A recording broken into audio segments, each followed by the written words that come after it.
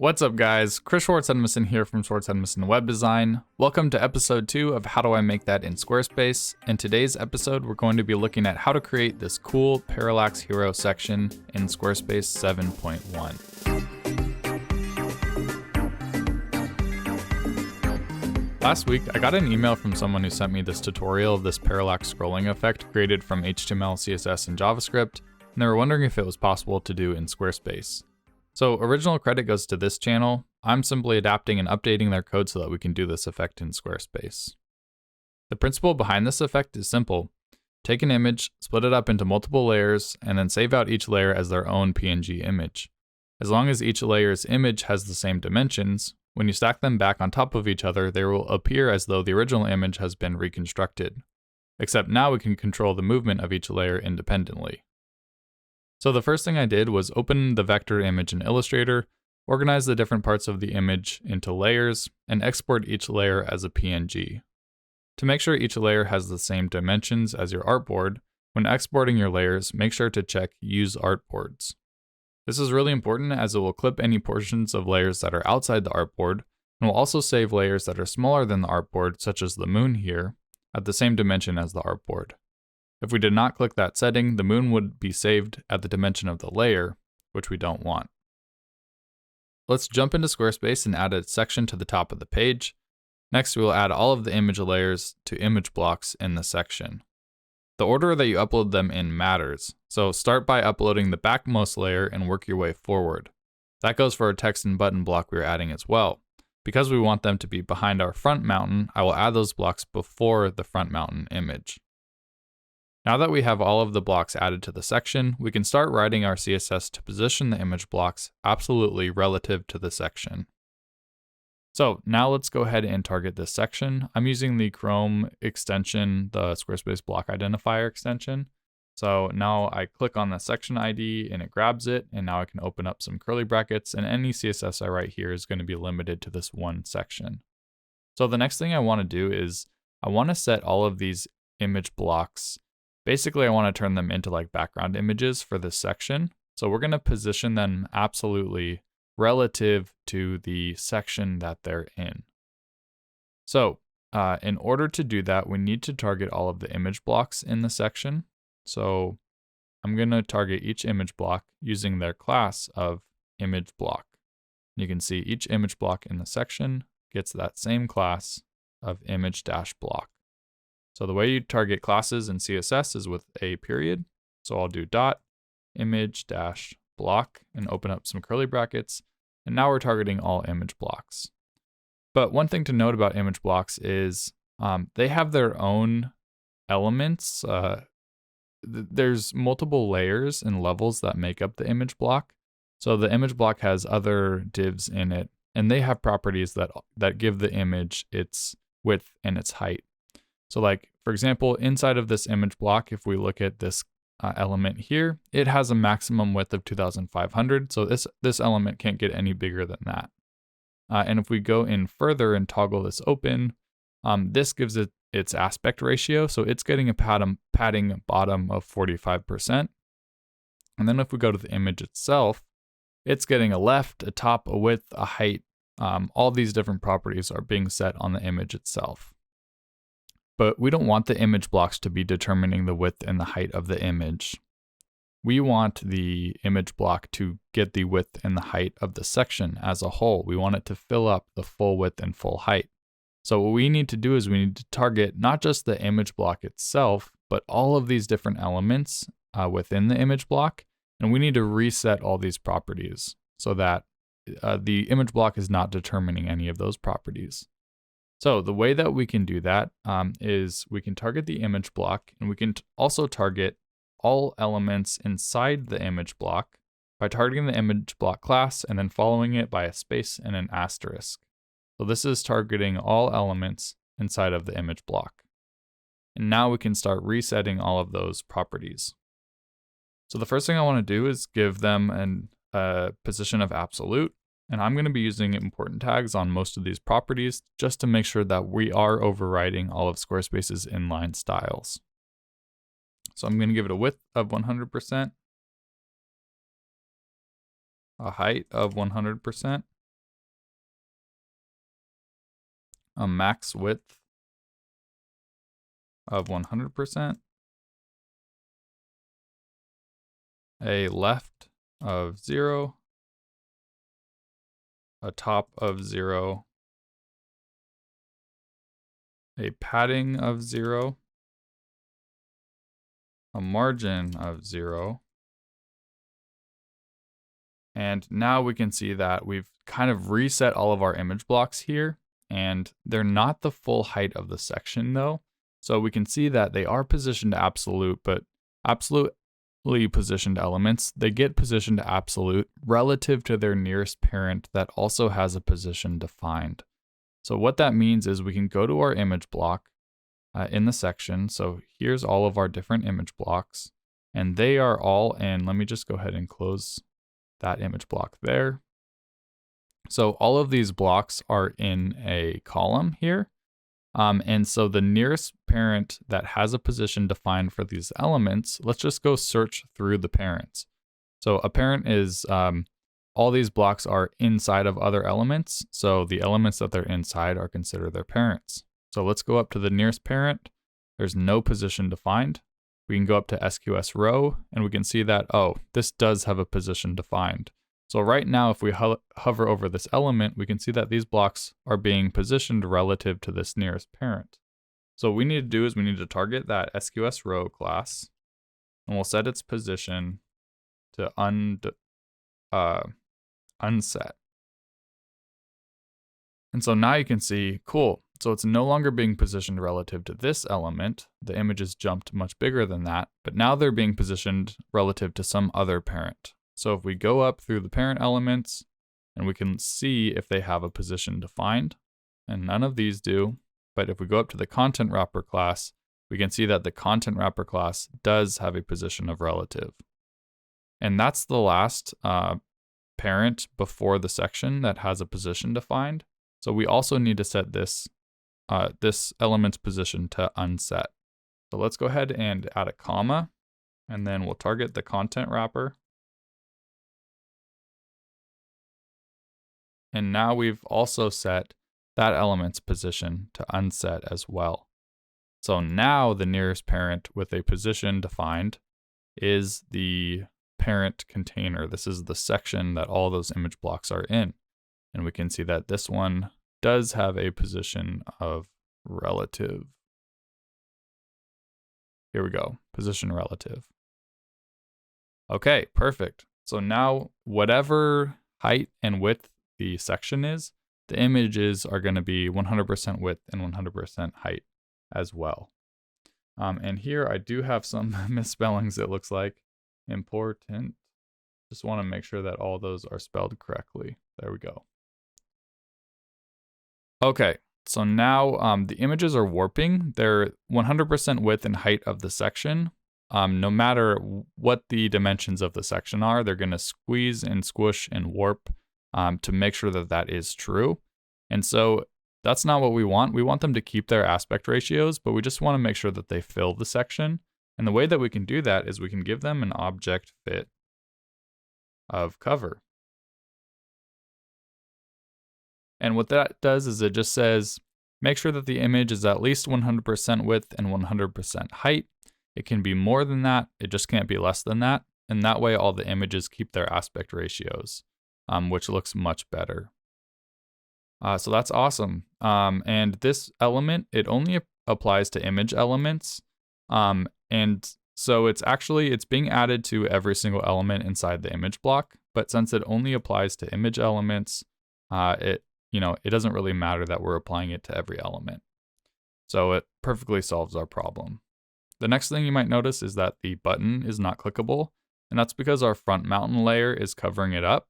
So what we can do is we can make the image blocks invisible to the pointer by setting a pointer events of none. And so now the images are invisible, so it doesn't matter that they're stacking on top of the button and text. We now can interact with those elements. Okay, so I want my first section to be full height. So what I'm going to do is I'm going to edit that section, and then I'm going to set the section height to large, and I'll hit save. Now, one thing that I want to address right now is you might have noticed things get a little bit wonky when you go into edit mode. It's just kind of looks a little bit strange. So we don't necessarily want this CSS to apply when we're in edit mode because it makes it much harder to edit the section. So what we can do is we can make sure that the CSS only applies when the site is not being actively edited. And the nice thing is we can do that with CSS because Squarespace adds classes to the body depending on the state that the editor is in. So right now, because we're in like the back end of Squarespace, we're not viewing the live site. The body gets a class of SQS edit mode. But if we actively edit the page, then a class of SQS edit mode active gets added to the body. So what we can do is we can target our section within the body. So I'll add body, but not when the body has a class of .sqs edit mode active. And so now when we go to edit our section, everything jumps back to normal. These are just normal blocks in the section. But as soon as we save, we now get our positioned absolute images looking as we want them to. So we're done with the CSS for now. So let's go ahead and go to our code injection window by going to Settings, Advanced Code Injection, and we're going to write all of our JavaScript in the footer code injection. So I've gone ahead and pasted the code into the footer code injection window. Rather than writing the code from scratch for you guys, I thought it'd be easier if I just explained the code, and it'll be linked in the blog post in the description of this video, so you can just copy and paste it into your site and then update the necessary elements. So first we have to load GSAP, and GSAP is the animation library, so it's actually going to be moving around our elements. And scroll trigger basically just keeps track of where elements are on the page in order for them to then be animated. So we have to load those two libraries first, and then we have to register the scroll trigger plugin, and then we set up a timeline and a scroll trigger. And we need an element to serve as the trigger. So the element that I'm using is the section as a whole. So basically this section is going to trigger the animation to start and to end. So here I've just put in the data section ID. So if I right click and inspect, we can see that this section here, I know I'm on the right section because as I highlight over it, it gets highlighted over here on the right. And here I can just target this element by its data section ID. So you can just double click that, Control A to select it all, Control C to copy, and then I've written section, opened up some brackets, and then pasted in that data section ID. So this is how I'm targeting this section to be my trigger element. And then we have the start and the end. So the animation is going to start when the top of the trigger element, the top of the section, reaches the top of the viewport. So this first value represents the trigger element. The second value represents the viewport. So it's going to end when the bottom of the trigger element, the section, reaches the top of the viewport. So these are the settings that you should use if your parallax is the first section on the page, but you'll need to update these if it's not the first section. So for example, if I just move it down to be the second section on the page, our animation is not going to start until the top of the section reaches the top of the viewport. So nothing is happening on this section for like the majority of the page, and then all of a sudden it starts animating. So it just looks kind of strange. I feel like it should start animating much earlier. So instead we could start it when the top of the section reaches the center of the viewport. So we can say when the top of the section reaches the center of the viewport, and save that. And now it should start animating much earlier, and it does. And then it finishes when the bottom of the section reaches the top of the viewport. So you'll just have to change those values depending on where your section is on the page. For me, I want the section to be at the top of the page. So I'm going to leave it at top and top, because I want the animation to start when the top of the section reaches the top of the viewport. Next, we have this scrub value here, And this is in seconds, so this is half a second. If we set it to 0, it'll illustrate what this value does. So when we set it to 0 as we scroll, the animation is literally locked to the scroll point. If we set it to 0.5 like it was before and hit save, then you'll see that there's a little delay when you stop scrolling. So it's almost like a little bit of like inertia. It takes half a second for it to come to a full stop.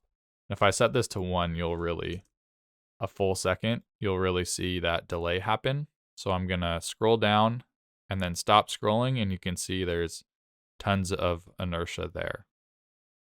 So it helps smooth it out a little bit, especially like on mobile as people are like finger swiping up and down the page. A little bit of this scrub value is nice. I like 0.5, but I'm gonna keep it on 0 since in the initial tutorial, I did have it locked completely to scroll. But play around with this value and see what you like. Personally, I think 0.5 works really well and looks really smooth on mobile. So after we've set up our timeline here, so we know when the animation is going to start and when it's going to end, we then actually have to set up the animations on the elements themselves.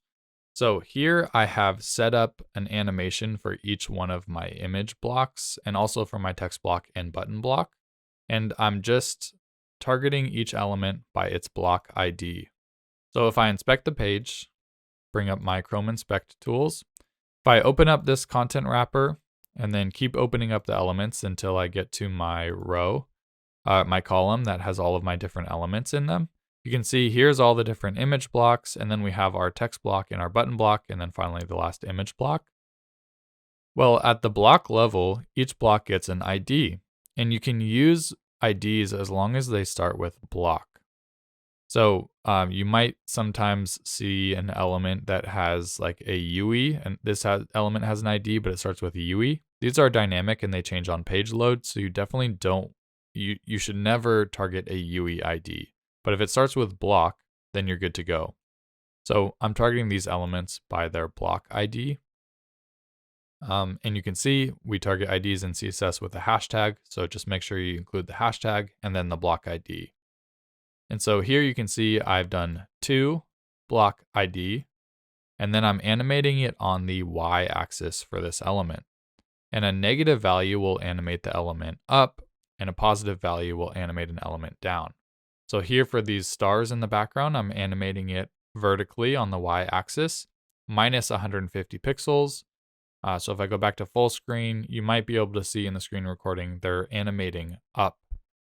Whereas this moon, I'm animating it from its starting position down 320 pixels on the y-axis. So you can see the moon is animating down. So on the y-axis, a negative value will move an element up, a positive value will move it down. And for the text, so this is the first one that I'm animating on the x-axis. I'm animating it 180 pixels to the right as the animation happens. So you might be wondering what the 2 is, and that just means the element is going to start in its starting position. So let's look at the text, for example. It's going to start in its starting position on the page, and it's going to animate to 180 pixels to the right. So you can see as we scroll, it starts in the middle and animates to the right. Well, we can also do from. So if we do from, it's going to animate from 180 pixels to the right. And as we scroll down, it's going to animate back to its starting position. So just a little bit of a difference there. You can animate elements from positions to their starting position or to positions from their starting position. Hopefully that the language is a little bit confusing there as I was explaining it, but hopefully that makes sense. So in this case, I want everything to start in the starting position and then animate away. So I'm going to leave them all at 2. And then finally, you might be wondering what this (0) is. By default, Scroll Trigger will animate things in order. So like it'll finish this animation and then it'll start this animation and then it'll start this animation and on down the line. But we don't want that. We want everything to happen at the same time. So that's why I have this (0) here. It ensures that everything is animating at once. It's not going to try and animate them sequentially. And then lastly, at the bottom here, if you have like a an accordion or something like that on the page that resizes the window, it can kind of mess up the scroll trigger. So this will just refresh scroll trigger in the case that an accordion or something changes the height of the page. So that is all of the code that you need. So in order for this to work on your site, all you need to do is update the section ID with your own data section ID, and then update each one of these block IDs here to target your elements. And then you can animate them on the X or Y axis, you know, up or down with positive or negative values. So that's really all you would have to change in terms of adding this code to your site. And just make sure you add this code to the site-wide footer code injection window. So I do have a couple CSS changes that I do want to make, some last little things to clean up. So let's head back to the custom CSS window. I'm going to go back to the custom CSS window. And one thing that I want to do for sure is, because we're animating the text off the screen, we get this big horizontal scroll bar here. So I would just want to add an overflow of hidden to the section. So I'm going to come up right below the section opening curly brackets, and I'm going to set the overflow to hidden. And now when we scroll down the page, we no longer get that overflow. Now, one thing I want to address is I don't like that my text is being covered up by the mountain here, and I want to move my text and my button up. So I want to target an element that contains both the text and the button, and if we move that element up, then our text and button, of course, will move up as well. Since all of our blocks are within this SQS column 12 element here, if I just add some padding bottom to that element, it's going to move that element up, and then my text and my button will be moved up as well. So I'm going to target this class here. I'm going to copy it, and I'll drop down below my image block targeting, and we'll target that SQS column 12 class, and we'll add padding bottom to it. And let's do like 200 pixels. Now it looks good on desktop, but one of the problems with using a fixed pixel value like this is that when we go down to mobile, 200 pixels on a smaller screen is a much larger fraction of the height of the screen than on desktop. So on desktop, this is a subtle change. On mobile, it's much too big of a change. So instead of using a fixed pixel value like this, it would be much better to use a responsive value, like viewport width units. So let's say I want to do 13 viewport width units. It's now going to be adding a padding bottom equal to 13% of whatever the width of the viewport is. So on mobile, that's going to be a much smaller change. And on desktop, it's going to be a little bit larger of a change. But again, it's dependent on the width of the viewport, so it's responsive that way. But one thing about using viewport width units is there's no like upper or lower limits on that. So as the screen gets wider and wider and wider, it's going to keep going up and up and up and up. So one way we can limit how far it goes up the screen is by using the clamp property. So the clamp property takes three inputs. It takes a lower input. So let's say we never want the padding bottom to get lower than 30 pixels. Then it's going to take the ideal value. So again, ideally we want it to be 13% of the viewport width, but we never want it to be more than like 240 pixels, for example. So this is the way that we can set an upper and lower limit on our ideal value here of 13 viewport width units. So again, the padding will never get greater than this pixel value or lower than this pixel value, but we want it to be this value here. So now as we get on to mobile, awesome, it's not crowding the moon anymore. And as we get up to larger screen sizes, it's still also not going up too much. So now we have a really awesome responsive parallax effect. It actually doesn't take that much CSS, and it doesn't take that much code either, which is great. All right, I hope you found this tutorial helpful. Let me know in the comments below if you feel comfortable enough or confident enough to try and tackle this on your own.